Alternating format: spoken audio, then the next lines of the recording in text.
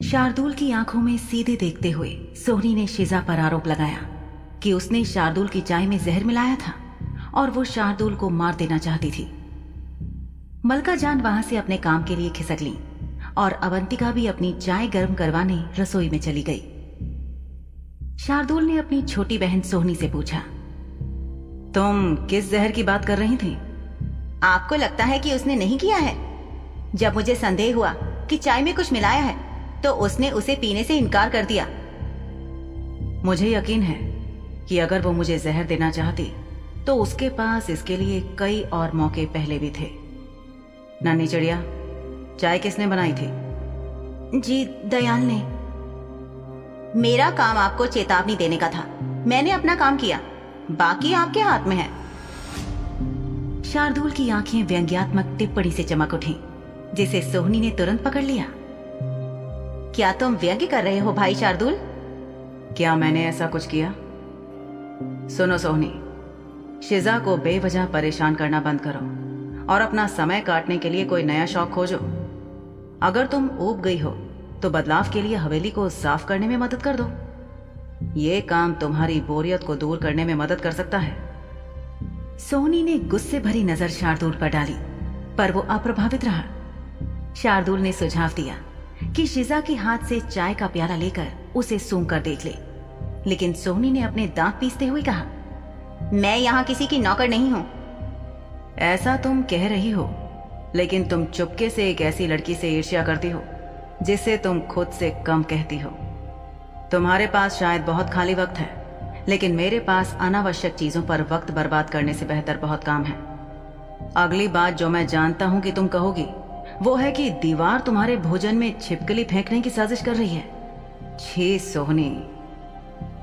सोहनी की आंखें गुस्से से भड़क उठी। उसके हाथ आपस में चिपक गए, मुट्ठियां बन गई। शिजा को नहीं पता था कि क्या हुआ था, लेकिन कुछ ही सेकंड में सोहनी का हाथ चाय की प्याली लेने के लिए शार्दुल के हाथ तक पहुंच गया था। देखने से ऐसा लग रहा था कि बिगड़ैल युवती प्याले की सामग्री के साथ कुछ करना चाहती थी, लेकिन उसकी उंगलियां फिसल गईं और सब कुछ उसके कपड़े पर गिर गया। बिगड़ैल पिशाचनी सोहनी के शरीर का आगे का हिस्सा खून की दूध मिली चाय के रंग से गहरा गुलाबी हो चुका था, खून से लथपथ। उफ, ये क्या कर डाला? तुम मुझे कह देती तो मैं तुम्हारी मदद कर देता। रुको। दयाल, जो जल्दी में वहां से गुजर रहा था, शार्दुल ने उसे रोका। दयाल थोड़ी सी मुस्कुराहट के साथ रुक गया और सोच रहा था कि क्या उसका मालिक उसे कोई सजा देने वाला है। कहीं उससे कोई भूल तो नहीं हो गई। दयाल, क्या हमारे पास रसोई में और खून वाली चाय बनी हुई है? फिलहाल नहीं है मालिक, लेकिन मैं इसे कुछ ही पलों में तैयार कर सकता हूं। कृपया मेरे कमरे में एक प्याली और चाय भेज दो, और हाँ, कुछ प्यालियां ज्यादा बनाना। बाकी बची चाय तुम सोहनी को दे सकते हो, जिसने आज खून की चाय में स्नान करने का फैसला किया है। वापस कमरे में शार्दुल ने खून की चाय का एक प्याला पीकर दूसरा प्याला पिया, जबकि शिजा चुपचाप उसकी ओर देखती रही। क्या सोहनी और तुम्हारे बीच पिछले हफ्ते कोई झगड़ा हुआ था जो वो तुम्हें निशाना बनाती रहती है? मैंने उसे ठेस पहुंचाने जैसा कुछ नहीं किया है शार्दुल साहब। शिजा ने आश्चर्य से उत्तर दिया। उसे लग रहा था कि क्या ये उसके शार्दुल की गुलाम होने की वजह से था कि सोहनी ने उसे हर बार शिजा को अकेली पाकर उस पर हमला बोलने का फैसला किया था। अगर तुम्हारा झगड़ा नहीं हुआ तो फिर ये मेरी वजह से होगा। वो परिवार से बहुत प्यार करती है, इसलिए वो दूसरों के काम में टांग अड़ाए बिना नहीं रह पाती। अगर मैं वक्त पर नहीं आता तो तुम क्या करती? मारे गए व्यक्ति का गाढ़ा खून अपने गले के नीचे उतार लेती? मुझे उम्मीद थी कि आप सही वक्त पर आ जाएंगे। वास्तव में शिजा ने उस हालात से निकलने के लिए शार्दुल के आने की प्रार्थना की थी। उम्मीद रखना अच्छा है, लेकिन सवाल यह था कि अगर मैं नहीं आता तो तुम क्या करती? जाहिर तौर पर तुम अपनी बाहों को कुछ दिन पहले मरोड़े जाने पर हुए दर्द को भूली तो नहीं होगी। शिजा को वो दर्द याद दिलाने की जरूरत नहीं थी। हालांकि उस रात के तेज दर्द की याद अब फीकी पड़ रही थी, लेकिन वो जानती थी कि सोहनी ने उसका क्या हाल किया था। अगर शार्दुल उस रात भी वक्त पर नहीं आता तो सोहनी शायद शिजा की बाह उखाड़ के ही दम लेती। तो क्या तुम खून की चाय को पीने की योजना बना रही थी? नहीं, वो सबसे बदतर बात होती। सबसे बदतर? तो उससे कम बदतर बात क्या हो सकती थी? मैं चाय का प्याला गलती से गिरा देती और सफाई कर देती या सजा भुगत लेती। खून की चाय पीने से बच जाती। जिस तरह से आज सोहनी से खुद के ऊपर चाय गिरी, मुझे यकीन है कि कोई भी चाय गिरा सकता है, लेकिन क्या वो इसे महज तुम्हारी साधारण सी गलती मानती? ये कोई पुख्ता उपाय नहीं हुआ।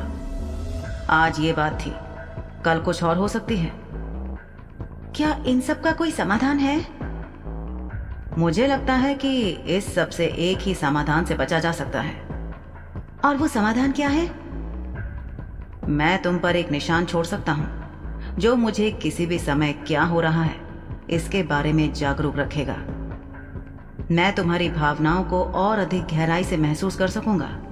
डर, घबराहट, नफरत और कई अन्य भावनाओं को दूर से महसूस किया जा सकता है। तुम्हारा क्या कहना है? शिजा कुछ कहने ही वाली थी कि शार्दुल ने उसे टोका।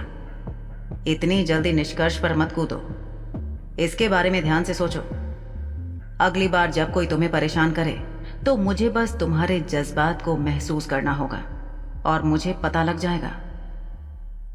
क्या ये दिमाग को बस में करने के बराबर है? जब आजादी की बात की जाए तो शार्दुल के पास पहले से ही उसके जीवन पर पकड़ थी। हालांकि जब उसने इसके बारे में गहराई से सोचा तो अकेले रहने के बजाय शार्दुल के आसपास में रहने के फायदे थे। हर चीज के अपने फायदे और नुकसान है शिजा। तुम हर चीज को शुद्ध होने की उम्मीद नहीं कर सकती। यहां तक कि पानी भी समय के साथ अपनी सतह पर धूल के कणों को पकड़ लेता है।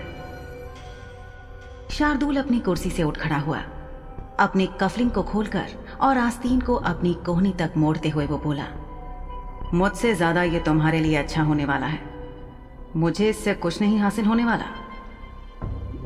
अपनी बात कहकर वो मुस्कुराया। उसकी टिमटिमाती हुई आंखें शिजा को देख रही थी, लेकिन शिजा कहीं ना कहीं जानती थी कि बात बस इतनी सी नहीं थी। एक पिशाच अपनी इच्छानुसार कोई भी निशान लगा सकता था। शिजा की आंखों में स्पष्ट अनिच्छा देखकर शार्दुल ने फिर से कोशिश की। शिजा, मुझे अपनी मदद करने दो। मुझ पे शक करके तुम केवल खुद को और नुकसान पहुंचा रही हो। बाद में रोना मत कि मैंने तुम्हें वक्त रहते सलाह और चेतावनी नहीं दी।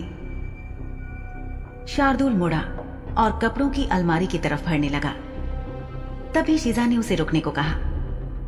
शार्दुल के होठों पर एक मुस्कान आ गई, जिसे शिजा नहीं देख सकी क्योंकि शार्दुल की पीठ उसकी तरफ थी। ये एक षड्यंत्रकारी मुस्कान थी जिसे केवल शार्दुल की परछाइयों ने ही कभी कभार देखा था। वो शिजा की तरफ पलटा और बोला, तो क्या तुमने फैसला कर लिया? ये निशान ये और क्या क्या करता है? क्या आप इसे मुझे ठीक से समझा सकते हैं? तुम्हारी भावनाओं के अलावा ये तुम्हारी उपस्थिति की कि तुम कब कहां हो मुझे बताएगा, ताकि मैं आसानी से तुम्हें ढूंढ पाऊंगा। बस यही है उस निशान की बात जो मैं तुम्हें दूंगा, तुम्हारे और मेरे बीच का बंधन। जिस तरह से शार्दुल अभी उसे देखकर मुस्कुराया था, शिजा को आश्चर्य हुआ कि वो इस आदमी पर कितना भरोसा कर सकती है। शार्दुल की मुस्कान एक अजीब रहस्य भरी मुस्कान थी। ये निशान तुम्हें मुझसे बांध देगा। मतलब हमेशा के लिए आपकी गुलाम के रूप में बन जाऊंगी? शिजा को पता था कि अब वो शार्दुल की शरण में है और उसे शार्दुल के गुलाम के तौर पर सेवा जारी रखनी होगी। उसने संदेह के साथ शार्दुल से पूछा, शार्दुल साहब, क्या मुझे अपना परिवार बनाने की अनुमति नहीं दी जाएगी? शार्दुल ने हंसते हुए कहा, बेशक तुम ऐसा कर सकती हो। ये मेरे लिए असभ्य होगा कि मैं तुम्हें परिवार से वंचित कर दूं। तुम्हारे रिश्तेदारों का गंदा सच तो तुम जान चुकी हो। मुझे यकीन है कि परिवार से तुम्हारा मतलब उन गंदे जीवों से नहीं था। हाँ, तुम मुझे अपना परिवार मान सकती हो। मैं तुम्हारा मालिक हूं और तुम मेरी पालतू हो। यह सबसे अच्छा परिवार है जिसकी कोई उम्मीद कर सकता है। शिजा के मन में ख्याल आया कि क्या मालिक शार्दुल साहब गंभीर थे? क्या इसका मतलब ये था कि उसका अपना परिवार कभी नहीं होगा और वो एक बिन ब्याही ही रहकर बूढ़ी हो जाएगी, और वो बूढ़ी होकर भी इस शुद्ध खून वाले पिशाच की सेवा कर रही होगी, जबकि ये तब भी एक युवा सुंदर आदमी ही दिखेगा। नहीं, चिंता ना करो, अगर तुम्हें ये परिवार छोटा लग रहा है तो हम बादशाह को भी इसमें जोड़ सकते हैं। बेहतर? बेशक ये बेहतर बिल्कुल नहीं था। शिजा के परिवार में शार्दुल का अपने पालतू भेड़िए को जोड़ना उसे बिल्कुल गलत और खराब विचार लगा। मालिक, क्या आप गंभीर हैं? शिजा ने यह सुनिश्चित करने की कोशिश की कि कहीं शार्दुल अपने मनोरंजन के लिए शिजा को चिढ़ाने और उसकी टांग खींचने की कोशिश तो नहीं कर रहा है। शार्दुल उसके पास चला गया। मैं तुम्हें चोट नहीं पहुंचाऊंगा जैसा कि तुम सोच रही हो। मालिक, मैं बूढ़ी हो जाऊंगी, एक दिन बूढ़ी होकर मुरझा के बिखर जाऊंगी। चिंता मत करो, मैं ये सुनिश्चित करूंगा कि तुम जितना सोच रही हो उससे बहुत ज्यादा वक्त तक जिंदा रहो। मैं तुम्हें इंसानों की तरह थोड़े से सालों में मरने नहीं दूंगा। तुम वैसे भी इंसान नहीं बल्कि एक सफेद चुड़ैल हो। तुम्हें पता भी है एक सफेद चुड़ैल क्या कर सकती है। इन शक्तियों को समझो। शिजा को नहीं पता था कि शार्दुल फिर से उसके करीब खड़े होकर क्या करना चाहता है। शिजा का दिल ऊपर नीचे होने लग गया। शार्दुल में अपने शब्दों से किसी भी व्यक्ति के विचारों को उलझाने की कला थी। वो इसमें पारंगत था। शिजा अनुमान लगा सकती थी कि क्यों महिलाएं उसके आकर्षण में खींची चली जाती थीं और वो उन्हें अपने फायदे के लिए इस्तेमाल करता था। क्या सफेद चुड़ैलें भी पिशाचों की तरह लंबे समय तक जीवित रहती हैं? कभी कभी उनसे भी लंबे वक्त तक। शिजा चौंक गई। ये कैसे संभव था?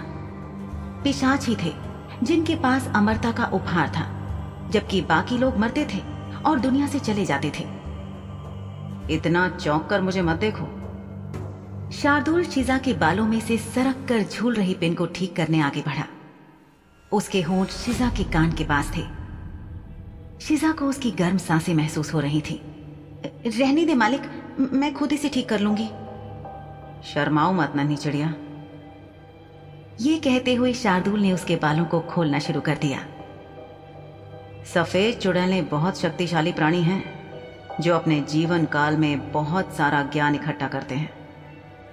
हर सफेद चुड़ैल उसी तरह से अपना जीवन शुरू करती है और जब शक्तिशाली होने की बात आती है तो उनके प्रकारों में कोई अंतर नहीं होता है, क्योंकि ये सब इस बात पर निर्भर करता है कि उन्होंने इतने वर्षों में क्या सीखा है और उनके पास क्या ऐसी ताकत है जो दूसरे नहीं करते हैं। तुम मेरी बात समझ तो रही हो ना? शार्दुल ने बाल खोलते हुए अचानक शिजा का लाल चेहरा देखा और बोला, तुम इतनी लाल क्यों हो? बुखार हो गया क्या? शार्दुल ने अपना हाथ शिजा के माथे पर रख दिया। मैं ठीक हूं शार्दुल साहब, मैं बाकी पिन निकाल दूंगी, आप रहने दें। बकवास। मुझे बाकी पिनों को हटाने दो। अभी मुझे तुम पर निशान भी लगाना है। बिस्तर पर बैठो। क्या? अचानक मिले इस आदेश से शिजा चौंक गई। शिजा, मैं तुम्हें चोट नहीं पहुंचाऊंगा, लेकिन अगर तुम मुझ पर शक करती रही तो मैं तुम्हारे संदेह को सच कर दूंगा। मुझे ऐसे मत देखो जैसे कि मैं अच्छा नहीं हूं।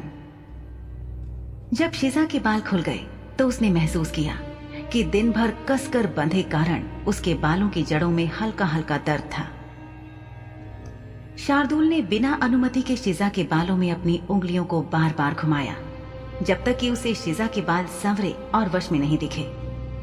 मैं एक काली चुड़ैल को जानता हूं जिसे औषधियों की अच्छी जानकारी है, और जब सफेद चुड़ैलों की बात आती है तो उन्हें बहुत ज्ञान होता है। क्या आपको एक काली चुड़ैल से दोस्ती करने की अनुमति है?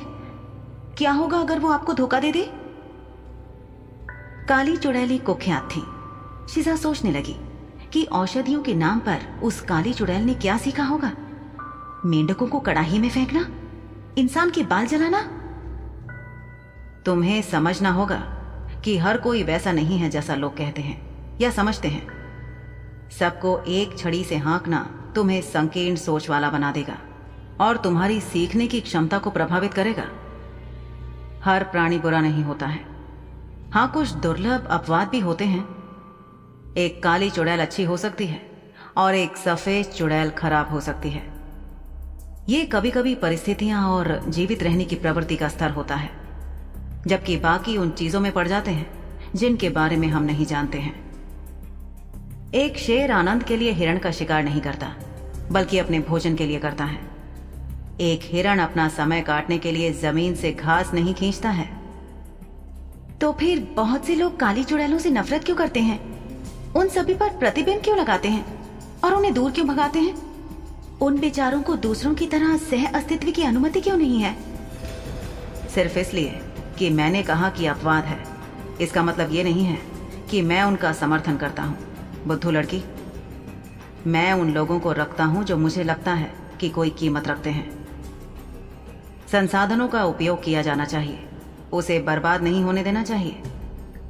दुनिया में हर चीज और सभी लोग अच्छे नहीं होते, लेकिन जब जो मिल जाए उसे संभाल कर रख लेना, यही बदलाव उम्मीद की किरण है। शार्दुल ने अपने हाथ से शिजा को धक्का दिया। वो बिस्तर पर गिर गई। अपनी पीठ के बल बिस्तर पर लेट जाओ।